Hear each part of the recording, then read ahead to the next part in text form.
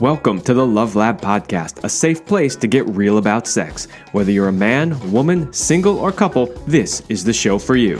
We are your hosts, Kevin Anthony and Céline Remy, and we are here to guide you to go from good to amazing in the bedroom and beyond. All right, welcome back to the Love Lab Podcast. This is episode 168. Woo-hoo! And it's titled Sexual Attraction and Bisexuality. Okay, so we're going to cover, what is sexual attraction? And we're going to cover sexual attraction to not just the opposite sex, but also the same sex. And what does that mean? And how do you know that you're bisexual? I am going to state upfront that I am definitely not an expert in bisexuality or homosexuality or transgender or any of that kind of stuff. And there are going to be certain aspects of this topic that we are not going to discuss because it's not relevant to the point that we want to make today. So if you're listening to this, right, here's what I don't want. I don't want people to go, you didn't talk about transgender and you didn't include this and you did.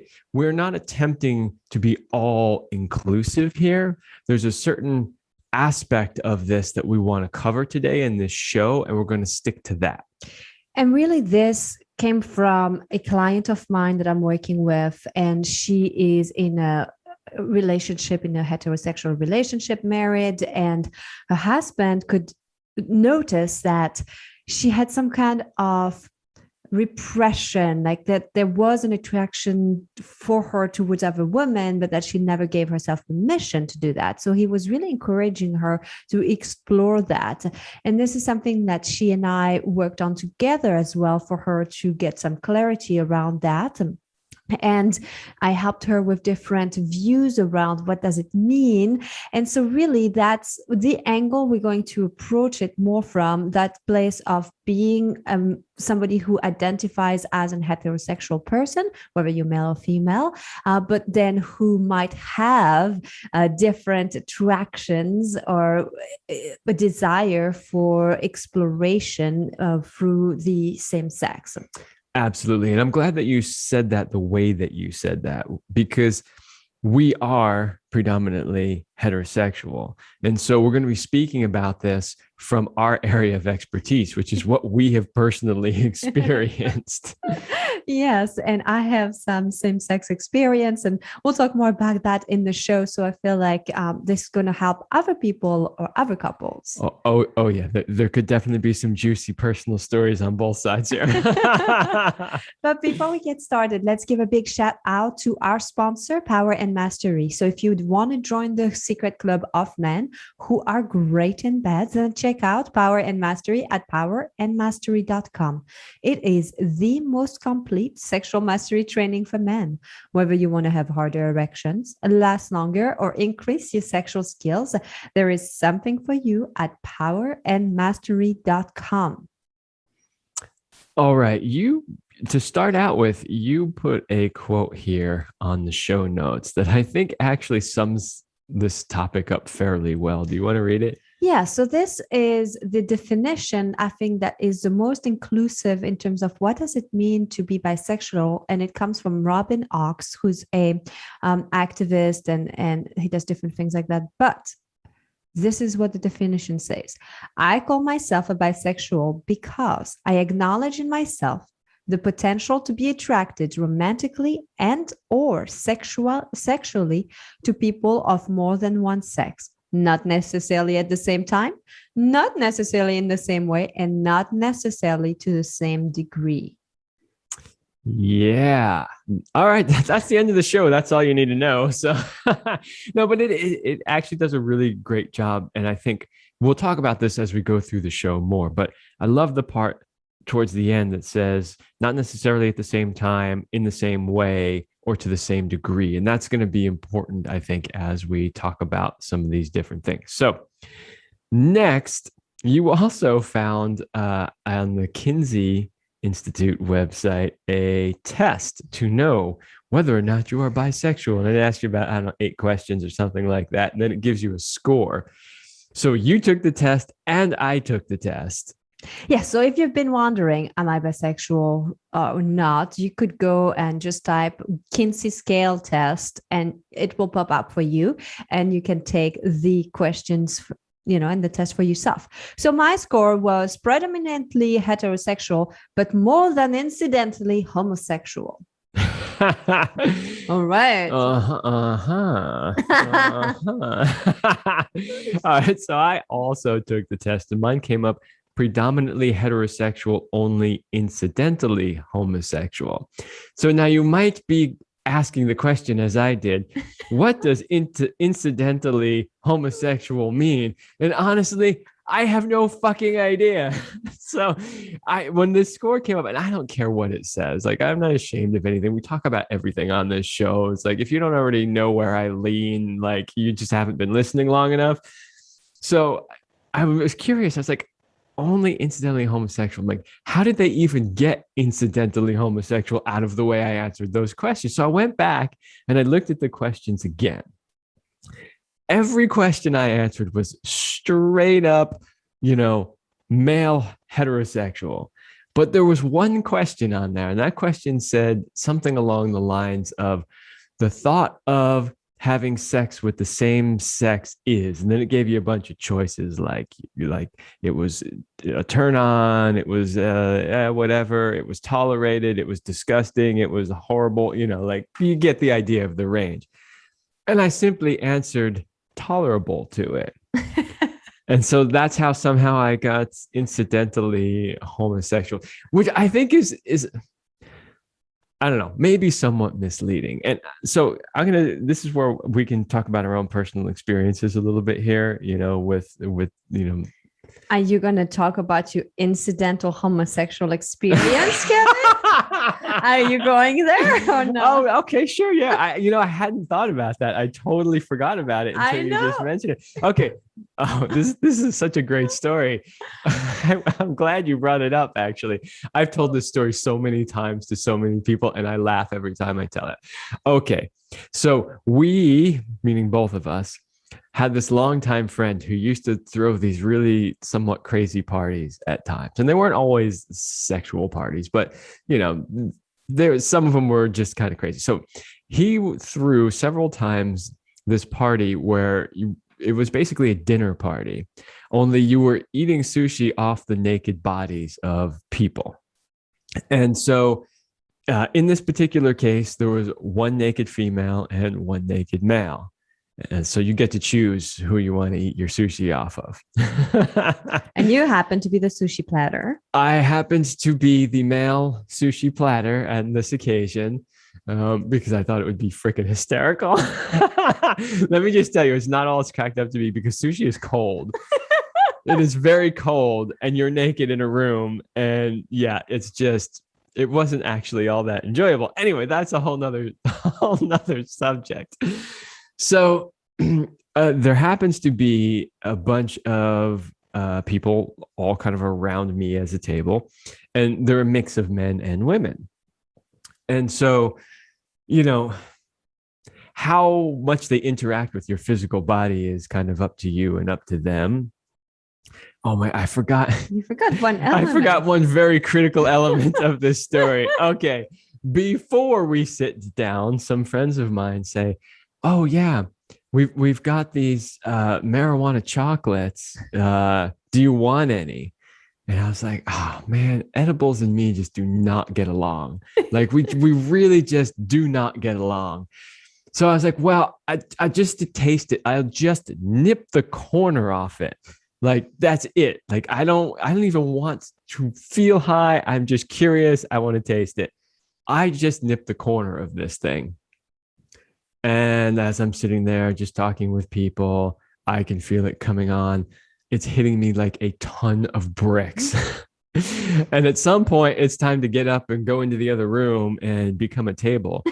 And I can barely get up and walk across the room. Like that's how ridiculous this has hit me. So right away, I'm going, oh no, this is not good. This is not where I wanted to be. This is not what I was expecting. So anyway, yeah, the critical part of the story is that I was completely out of it. As I lay down at the table, I just closed my eyes and I'm like, the whole room is spinning right now. So now there's a mix of men and women around me at the table here. And most people in this situation like this, even though we pretty much all know each other and we've known each other for years, and, we've had sometimes sexual relationships with multiple people that were there over the years at different times, ex-girlfriends, whatever, boyfriends, blah, blah, blah. So most people are being really civil and polite, and some are just taking sushi off you with their fingers, some are using their mouths, but it's pretty tame. So at one point I kind of like look up to see like who's around me, and as the room is spinning, and then I just put my head back down. Well, people are just taking sushi and whatever. And at some point, somebody actually takes sushi that's closer to my groin, but then decides to basically give me a blowjob. And I remember thinking to myself, wow, that's really brave considering who's around the table. And, I was so out of it. I couldn't even pick up my head to figure out who it was or what was happening. And it was only later on that I started to realize, wait a minute, the only person who was close enough at that table to reach that part of my body was actually a man. And I thought, I wonder, but I had no idea. And it was already too late. Everybody was moved and gone and like switched up. And I have no idea what happened. So here we are about a year later. And I'm telling this story. And some of the people that were there were present while I'm telling this story.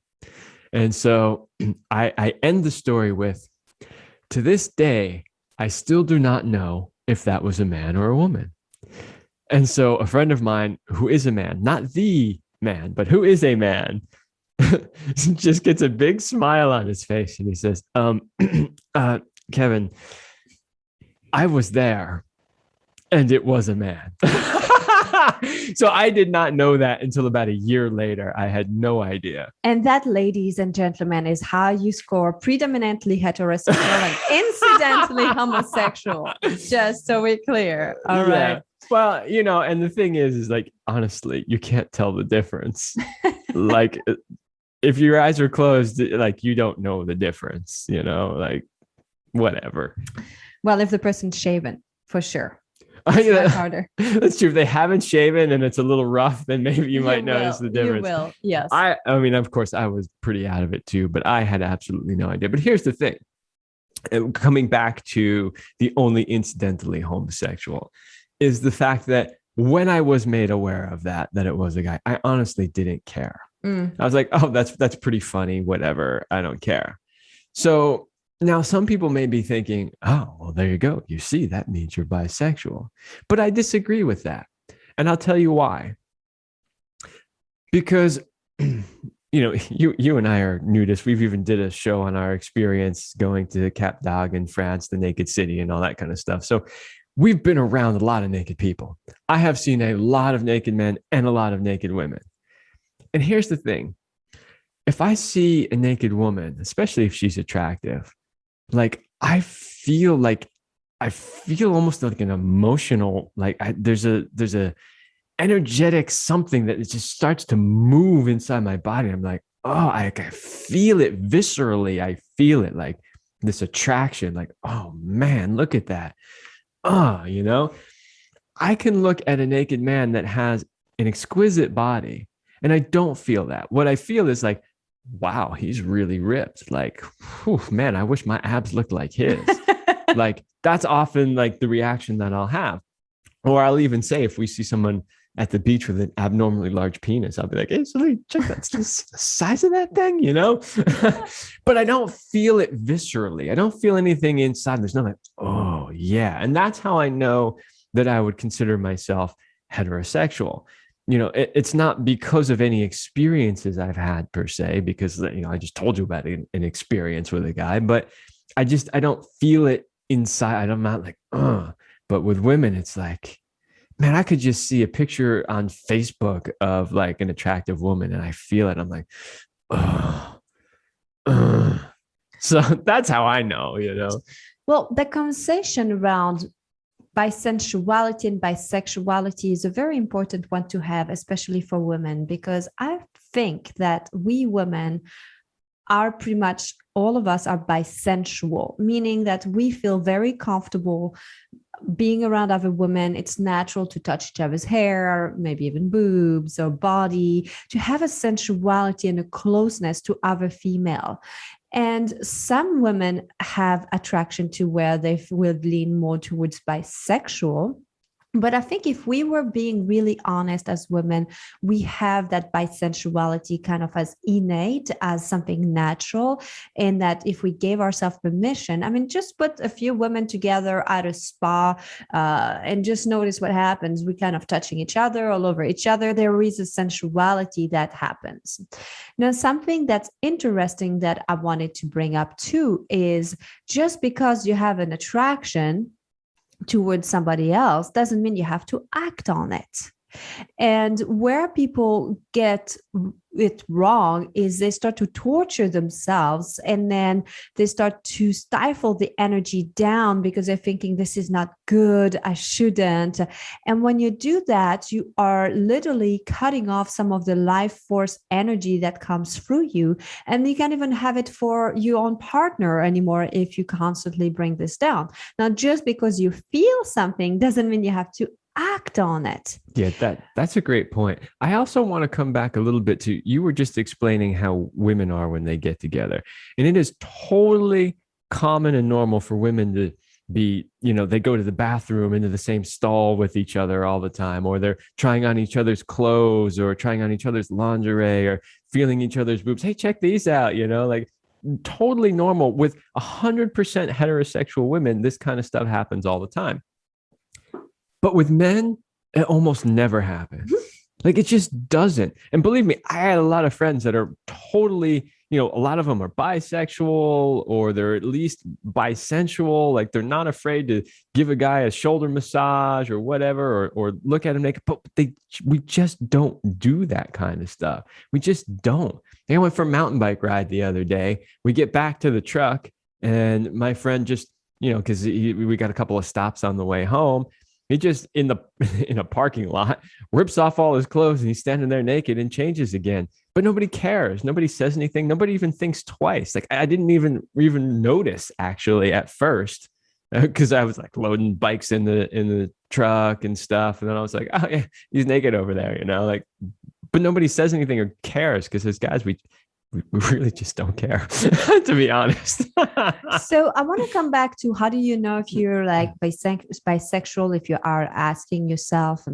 So some of the signs are things like if you frequently have thoughts about exploring sexually with both sexes, and it could just be in your head, but if you've played with either one, then that could be a good sign. Sign number 2 is that you feel sexually attracted to the same sex, and if you identify as a heterosexual, then you're like, oh, there is still this other part. So that's kind of telling you that. Number 3, you repress your attraction when you feel it's not conventional or it's not what it should be. So this is, I think, a lot of men find themselves there because they don't want to feel something if there was something there, or even just women, like just people. Most likely it comes from like more religious upbringing or just societal pressure. And then they're like, I won't fit, so I shouldn't be, so I'm going to repress it. And this can go even further into our sign number 4, where your own gender makes you nervous, where kind of that homophobic, where they like it so much. And there are a lot of movies, by the way, like this, where the guy's a douchebag and he's like making all these silly jokes and like kind of like, don't touch me, dude, it's gonna make us gay. And then in the end of the movie, like he like comes out as being gay, right? Like we've seen more than one of those stories. What was that really funny movie? Road Trip? Not Road Trip or something like that. Yeah. It's hysterical. Go watch it. It has nothing really to do with being gay whatsoever, but it's a very funny movie, and it has that sort of subplot. in the background. Um, we have a couple more signs here. If you can't seem to be making up your mind, one day it's one thing, the other day it's something else. And last but not least, you usually you frequently watch bisexual porn, like or read stories of bisexuality, or like that's your go-to for your erotic material. Yeah. Now, I mean, this is a list that we made up sort of off the top of our heads after I wrote the list. And it's, you know, for us, it's a short list. If you listen to the show, we give you a lot of long lists. This was a kind of a short list. And I was like, kind of having trouble thinking of things to put on the list. I said, okay, when that happens, I go out and I research and I think, what do other people say? And honestly, there are a bunch of lists out there. You can go find them on the internet, but most of them really aren't much different than this. They'll use different words and they'll add a couple of things here and there that are like, maybe not. But what that tells us is that there isn't any clear cut, like, oh, if you do this or you feel this, then you must be this, right? It's not that black and white. And that's kind of the point that we're making here. These things that we gave you in the list are just ideas to get you started thinking and doing the inquiry as to, am I not? So for my personal experience, I would say also that my sexuality has evolved over the years and hasn't always been the same, or attraction. I've always felt like naturally bisexual. And when I had opportunity to explore with women, it was not a good time. And then later in life, it came back and I was able to explore and have sexual experiences with women.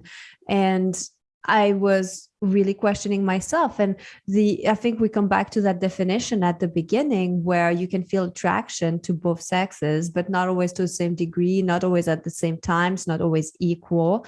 And for me, I've seen that over the years, things have changed. And there were times where I was really, really into a woman, but I still had a male partner, because the experience I have sexually with a woman is not the same than with a man. It's just not the same. And I like both. And then there are times in life where maybe you don't want one or the other, you're just like really satisfied with one. And so for me, I've noticed that it has changed. So just because you're claiming per se a label or having an experience doesn't mean that you're going to be in it for life. And maybe sometimes it's something you want to explore to get it out of your system, to know more what you like, and just make up your own mind. And maybe it's something you might come back to way later down the road. So be willing to be flexible, be willing to be open with how it shows up for you. Yeah, that's a really good point, is it's not static or set in stone, and that it might fluctuate over time. Another thing that I would put out there too is that if we look historically, through different cultures over, hundreds or even thousands of years, we see that what is considered socially acceptable changes depending on the period of time.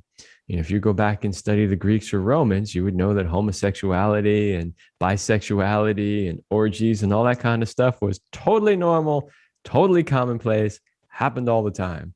You look at a lot of the paintings from, even Renaissance period times, you will see tons of examples of all of this.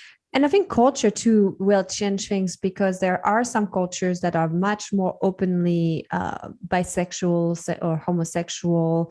And there are some cultures that are not and repress it. And also I was thinking about, like, for example, the Indian culture, where it's very normal. You'll see men hugging, holding hands on the street, because at least back then, because things might have changed from when I was in India. It's already been 15 years.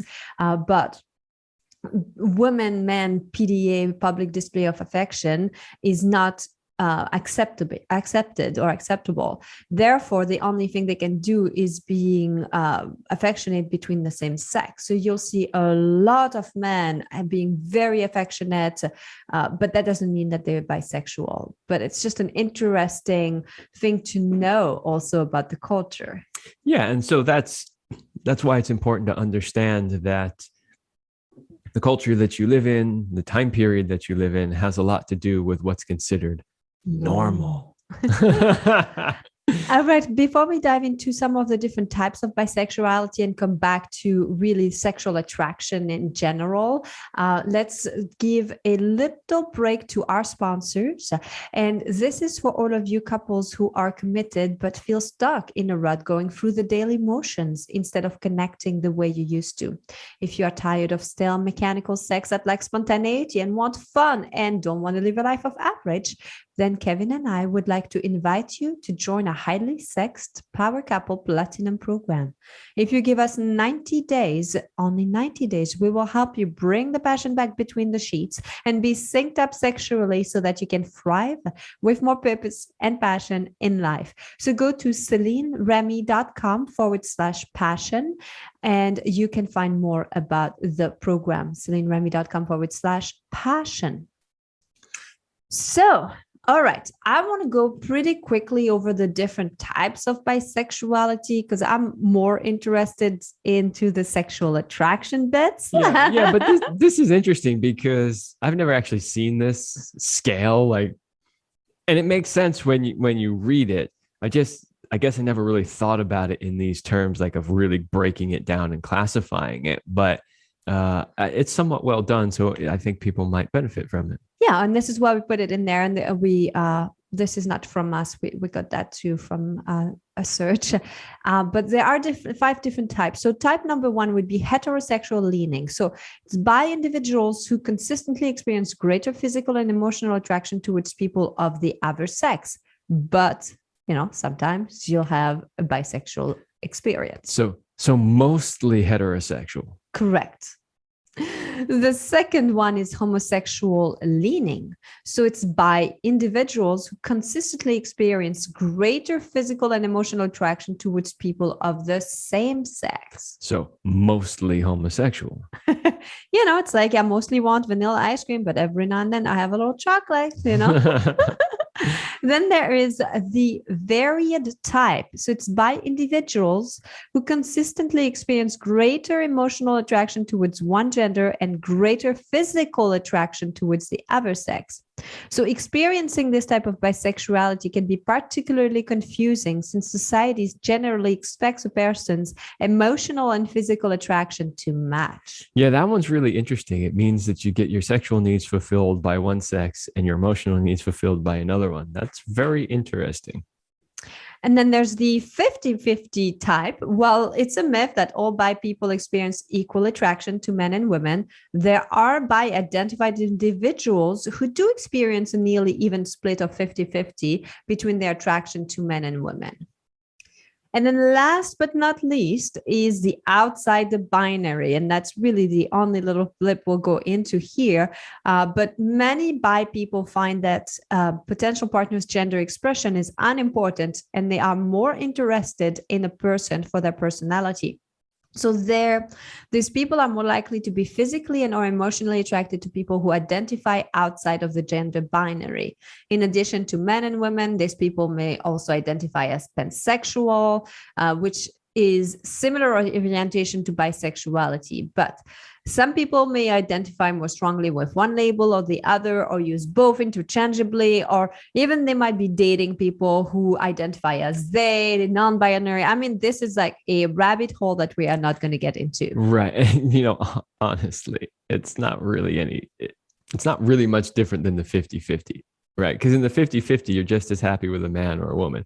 All this is really saying is you're not picking it based on the physical gender. You're picking it based on the personality of the person, and whatever gender they happen to be.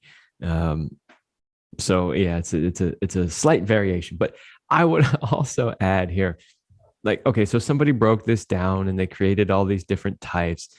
Don't get hung up on the labels. This whole thing that we do in society nowadays with labels. You're this or you're that, or you're this or you're this thing and that thing. Really, all it does is serve to divide us. I know a lot of you are like, yeah, but it gives me an identity and it allows me to blah, blah, blah. Okay, maybe. But all I really see in our society is more division and more division and more division, because I'm pan this and you're 50 that and you're homo this or you're hetero that, or like blah, blah. Like, honestly, just forget all of that. Don't get caught up with what the labels are.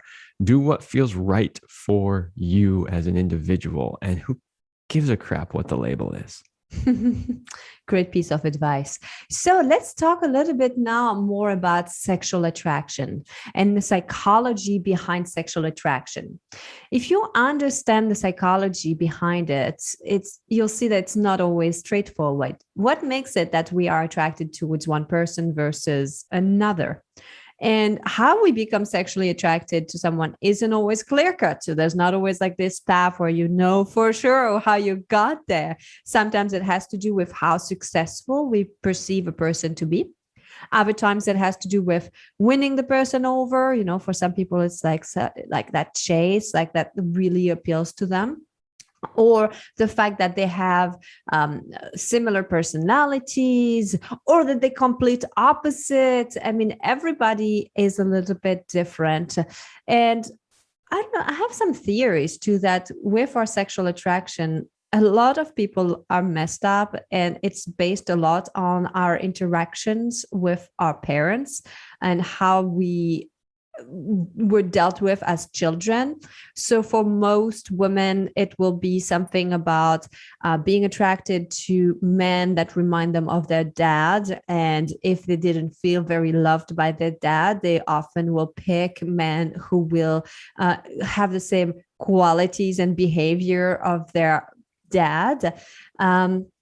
Okay, so now you're venturing into the big pink elephant in the room, the age-old debate that never seems to get solved, which is homosexuality something you're born with?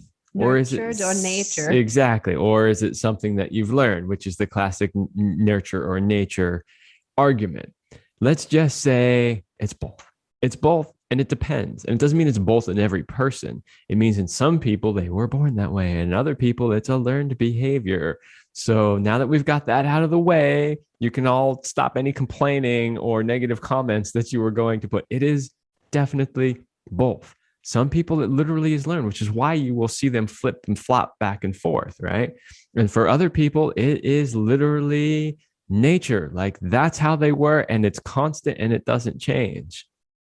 That's very good to bring that up. So I want to talk about number one, because I was fascinated when I found this data. So apparently our mood affects how attracted we are to a stranger. And they did an experiment where they showed people photos prior to them meeting strangers. And there were two different groups. The people who were shown cute animal photos, like little kittens and stuff, tends to feel more attracted to the strangers after having seen those photos than those who were shown photos of like snakes or scary things. So their mood, there was a strong correlation between their mood and how they reacted to a stranger. So this is an important one to know, that maybe, just maybe, if you are not sure, if you want to attract somebody in your life, like check in, like how do you usually feel internally? And all right, so here's the deal, right? You're a hetero couple, man, woman. You're about to go out and try to attract a unicorn into your existence, right? which means it's going to be same sex for somebody, right? Just go on the internet and watch lots of videos of cute kittens before you go out. Trust me, it'll work. Okay, the second thing that plays a role in sexual attraction is similarity. So we more often choose a partner that's about as physically attractive as we are. And there's also a prominent factor when you consider your partners often have a similar intellectual capacity to your own. Unless, of course, you're a wealthy older man. In which case, you will probably go after women much, much younger than you are, and probably a whole lot better looking than you are. Well, there is some truth to that one. There's no denying that. That is true. But in general, it is true too that when you tend to have too much of a gap in your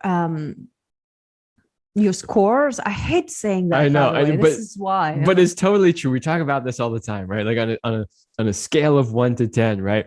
You always look at couples and you say, oh, they're both about a 6, or they're, oh, he's a 5 and she's like a 7, but it's pretty close.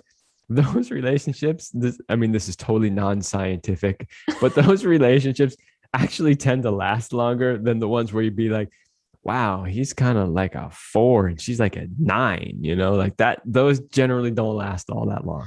And this was something that I think one of our guests had brought into one of the shows. I can't really remember. I mean, we're at 168 shows, so I can't remember everyone.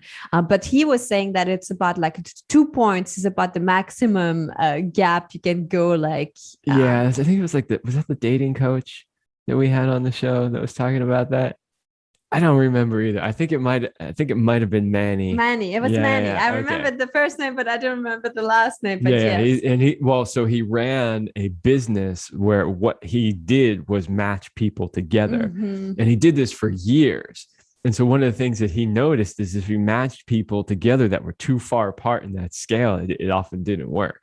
But if they were closer on the scale, it did. But there's also the intellectual scale here too. So there's the physical one, but then that you have similar intellectual level. You may not be interested in the same thing, but that your brains function like. And I feel like you and I really have that. And I didn't have that in previous partnership. Mm-hmm. And that makes a big difference.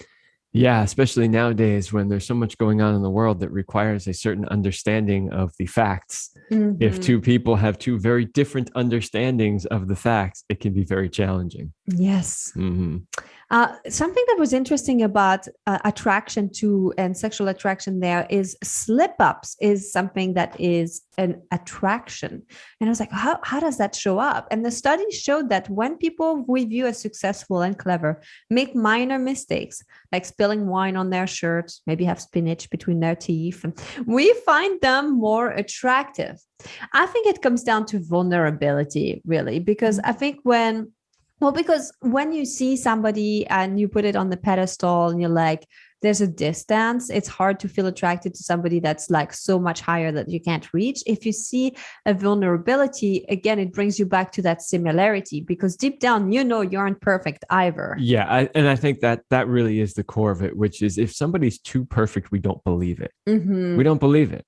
We think that they're lying or they're just putting on their best effort and it's all going to change later on, right? So yeah, if we can see that they have little mistakes, then we go, they're human. Yeah, they're just like me in that sense. So yeah, for sure. I think that's a good one.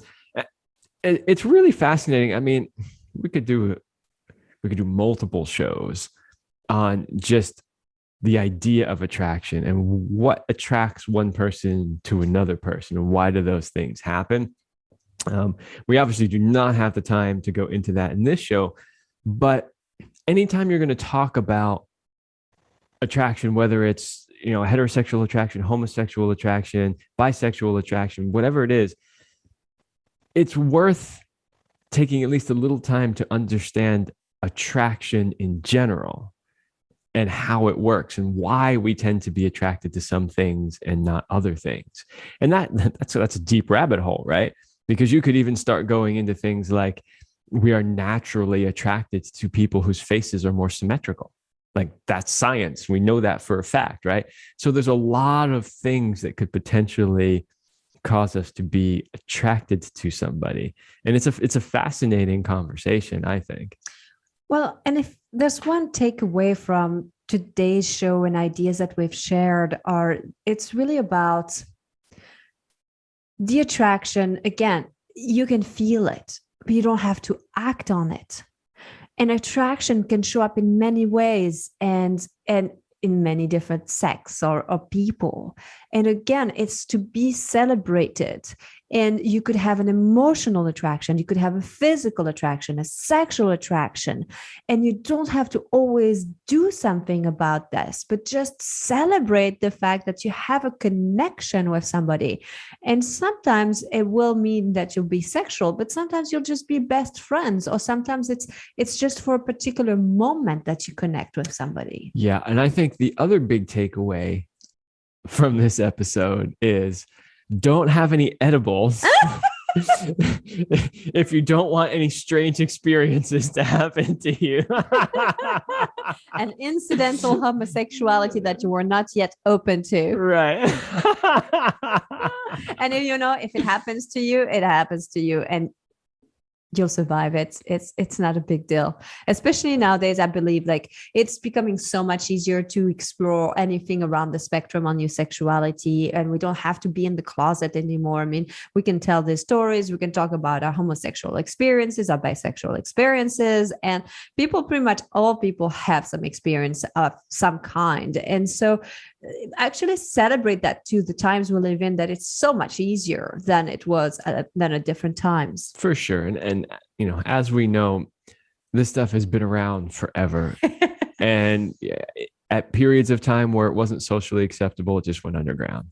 It's always been there. But it's always been there. So give yourself permission to feel what you feel, to explore your attraction, always in a way that's safe and in a way that has integrity, but give yourself permission. And if you need help with that, reach out to us and work with us, just like Céline was working with her client and helping her client and her client's husband work this out together. We can help you work through any of these types of issues that you might have. All right, everybody, that's all the time we have for this episode, and we will see you next week.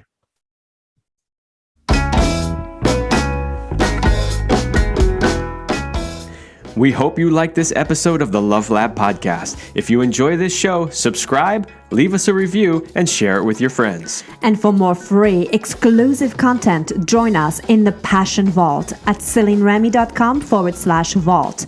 That's CelineRemy.com/vault. Thanks for listening. And remember, you're amazing.